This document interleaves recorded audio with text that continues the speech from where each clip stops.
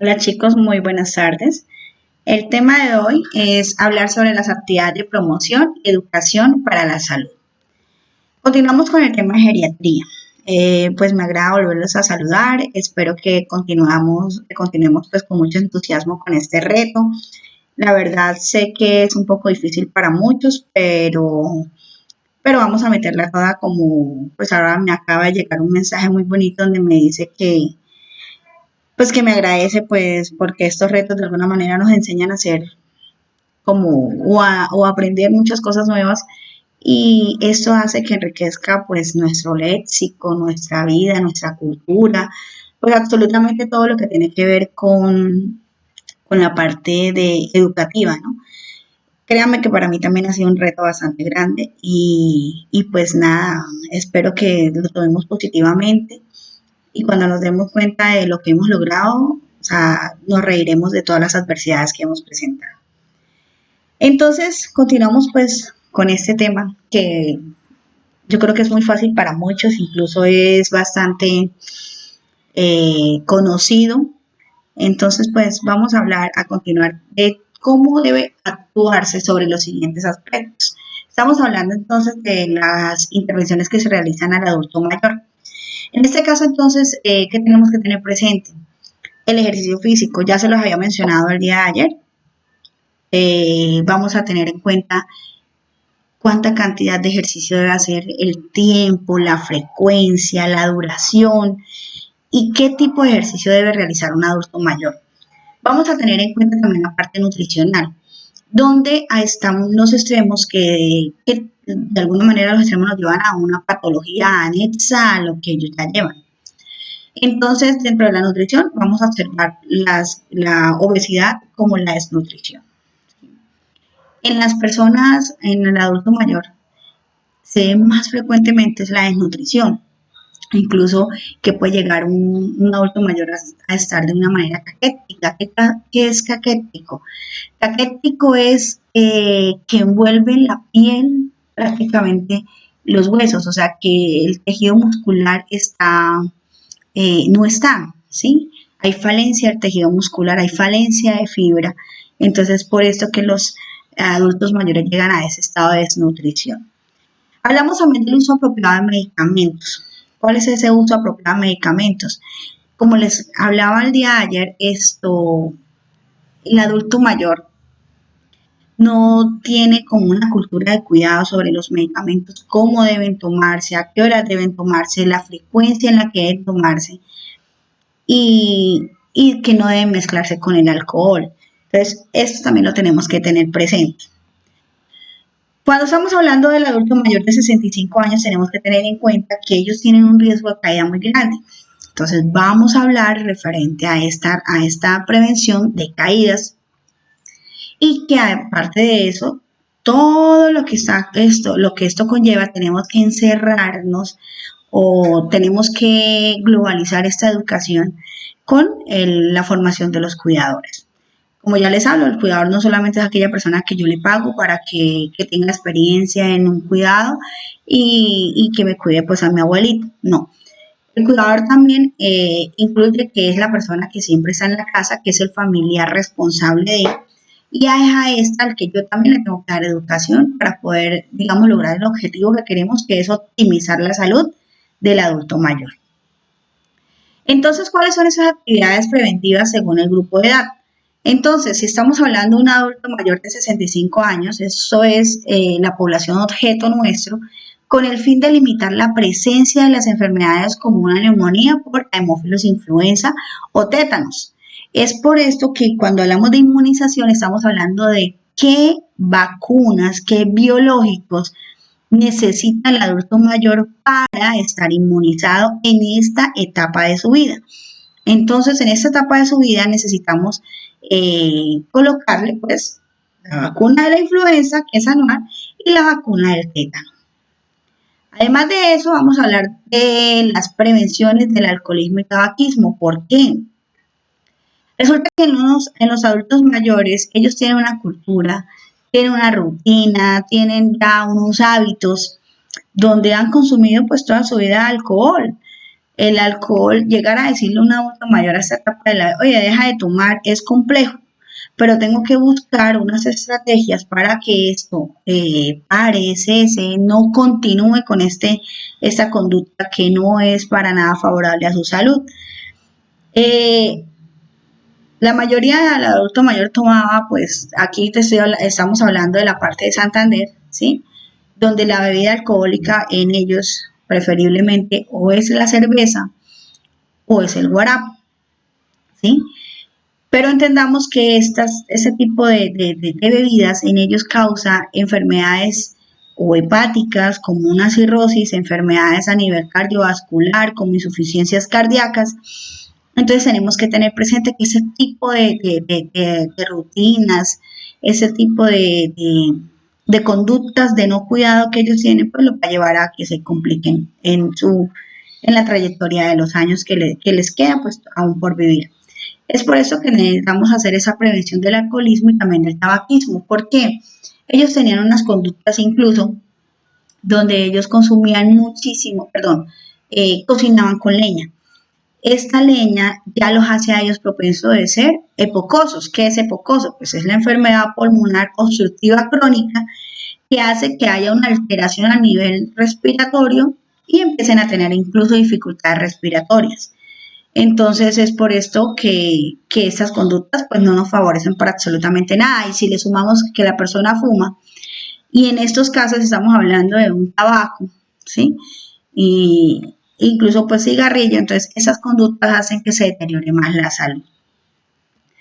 Cuando hablamos entonces del ejercicio físico en las personas mayores de 65 años, tenemos que tener en cuenta pues la funcionalidad. O sea, esto es primordial porque si yo no tengo en cuenta su funcionalidad, yo no le puedo decir a un adulto mayor de 65 años, vaya, camine 30 minutos cuando no puede caminar, cuando se le hinchan las rodillas, cuando presenta dificultad en la marcha, cuando tiene incluso dificultades o riesgos de caídas. Entonces yo tengo que saber cuál es su funcionalidad para poder informarle a esta persona qué es lo que debe hacer. ¿Listo? Esto es con el fin de mejorar incluso las funciones cardiorrespiratorias y musculares en la salud ósea y funcional y de reducir el riesgo de las enfermedades no transmisibles y depresión y deterioro cognitivo. Esto es el objetivo para la realización del ejercicio físico. ¿Qué vamos a recomendar entonces? Los adultos de 65 años en adelante dediquen 150 minutos semanales a realizar actividades físicas moderadas, esto ya con previo diagnóstico de que la persona lo pueda realizar. ¿Y cuáles son esas actividades físicas moderadas? Entonces vamos a recomendarles que hagan aeróbicos o bien algún tipo de actividad física vigorosa, aeróbicos durante 75 minutos y que siempre y cuando sea dirigida, o sea, que sea un acompañamiento o no acompañamiento, un ejercicio dirigido que él pueda realizar. ¿Listo? También la actividad se practicará en sesiones de 10 minutos como mínimo, o sea, vamos a hacer unas sesiones de 10 minutos, ¿por qué? Porque yo no le puedo dar 75 minutos de corrido cuando obviamente ellos se me van a cansar o ese cansancio muscular puede hacer que se presente un riesgo de caída para estos pacientes adultos mayores. Vamos a hablar también de que con la movilidad reducida pues realicen actividades físicas para mejorar su equilibrio y impedir pues las caídas 3 días o más a la semana. Entonces ya esos pacientes que tienen una movilidad reducida, yo voy a tener en cuenta de que tengo que asesorarlos, tengo que darle unas actividades más específicas con el fin de que de todos modos ese deterioro en la movilidad no se exacerbe y poder ayudarle a que mejore su funcionalidad. Y esto se realizaría 3 veces a la semana o más si es posible. Actividades también que fortalezcan los principales grupos de músculos 2 o más días a la semana. Entonces, esas actividades, ¿cuáles son? Las que tenemos que tener en cuenta son de estiramiento, ese tipo de actividades las tenemos que realizar como una tarea en casa. Estas se las tenemos que dar y esto es para fortalecer los músculos. Entonces ya tengo que empezar incluso a utilizar algunas herramientas como para que ellos fortalezcan los músculos y poderles indicar qué tipo de ejercicios podemos realizar. Entonces ahí podemos empezar a tomar unas medidas de llevar una botella, de hacer unos ejercicios, los cuales vamos a realizar posteriormente. Tenemos que ver los efectos beneficios de la actividad física en los adultos mayores. Hay menores tasas de la mortalidad por todas las causas de cardiopatía, coronaria, hipertensión, accidentes cerebrovasculares, diabetes de tipo 2, cáncer de colon y de mama y depresión. También hay un mejor funcionamiento de sus sistemas cardiorrespiratorios y musculares, pues por ende es por eso que se les recomienda al adulto mayor, incluso pues a todos los seres humanos que realicen actividad física, porque pues esto mejora la funcionalidad y nuestro sistema circulatorio. También ayuda, hay una mayor salud funcional, menor riesgo de caídas, hay funciones cognitivas que se conservan mucho mejor y hay menor riesgo de la limitación funcional. Cuando hablamos de nutrición en estos usuarios mayores de 65 años, estamos hablando de que la dieta para el adulto mayor debe ser equilibrada y variada. ¿Cómo debe ser esa dieta? Debe tener proteínas, hidratos de carbono, tiene que haber una menor cantidad de lípidos, sales minerales y vitaminas y vamos a incorporar regularmente alimentos ricos en fibra. También tienen que haber preferiblemente carnes blancas como el pollo, pavo, pescado, carnes rojas o magras. Este tipo de alimentación, acuérdense que la dieta recomendada según su estrato social. Yo tengo que ver cómo vive la persona. Yo no le voy a recomendar pavo cuando realmente esta persona no lo puede consumir. Le vamos a recomendarle alimentos que ellos puedan consumir. También los alimentos deben ser preparados al horno, o asados, o a la plancha, o cocidos al vapor, menos fritos. Tenemos que disminuir los lípidos, las grasas saturadas. Este tipo de grasas pues hacen que la persona tenga más complicaciones. Entonces por eso todos los alimentos se recomiendan que sean asados al vapor o a la plancha. Y evitar el uso excesivo de la sal y el azúcar. Si es un paciente que es diabético, obviamente cero azúcar. Si es un paciente hipertenso, tenemos que disminuir la sal, incluso anularla por completo de nuestra nutrición para favorecer pues más la salud. Vamos a hablar del consumo mínimo de los 2 litros de agua diarios, pero tengo que tener presente de que si la persona es cardiópata, si tiene alguna enfermedad una enfermedad cardíaca, por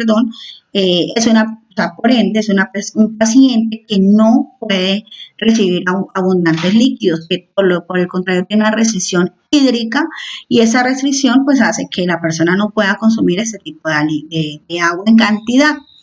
Entonces tengo que tener muy presente esto. La última comida debe ingerirse entre las 19 y 20 horas y permanecer activo, ¿sí? No puede comer más tarde porque eso hace que haya un problema en la parte de la digestión y por eso ellos empiezan a sufrir de estreñimiento, ¿sí? También vamos a mantener un peso ideal de acuerdo pues a la talla, a la edad y la estatura. Se realiza un peso ideal, se realiza un índice de masa corporal, se realiza una medida incluso de perímetro abdominal porque tenemos que ver en qué riesgo se puede encontrar el adulto mayor. Cuando hablamos entonces del índice de masa corporal, estamos hablando de una fórmula. ¿Cuál es esa fórmula? Es peso en kilogramos sobre la altura al cuadrado. Entonces, esta fórmula la tenemos que tener presente para realizarla en los pacientes, especialmente en el adulto mayor, para saber en qué riesgo están y poder alcanzar un peso ideal. Listo, pues aquí vemos incluso cómo se debe tomar las medidas del perímetro abdominal. Siempre debe ser sobre el ombligo. En mujeres y en hombres debe ser de la misma manera. De acuerdo a eso, pues entonces vamos a ir calculando cómo se encuentra o en qué riesgo se encuentra el hombre o la mujer. ¿Listo? Cuando hablamos de proteínas, tenemos que hablar de que estas colaboran en el transporte de grasas y oxígeno, forman parte de determinadas hormonas y enzimas e intervienen en la formación de tejidos corporales que son las encargadas de producir la regeneración del cabello y uñas. ¿Por qué es importante hablar de esto? Resulta de que las proteínas pues les ayuda, digamos, en el adulto mayor porque ya en una etapa de nuestra vida se van perdiendo tanto vitaminas, proteínas, minerales, electrolitos, muchos componentes de nuestro organismo. ¿Por qué? Pues porque pues la edad, digamos, se exacerba o requiere incluso de más ayuda nutricional para que esto no se vea tan limitado. Entonces necesitamos las proteínas porque en ellos, pues acuérdense que ya incluso ya uno llega a una edad determinada y si se le cae a uno el pelo, se le cae a uno, mejor dicho, se le cae a uno hasta la risa. En este caso, las proteínas pues nos ayudan incluso pues a la regeneración del cabello e incluso de las uñas. Vamos a hablar de la energía que ellos requieren. Son los requerimientos de energía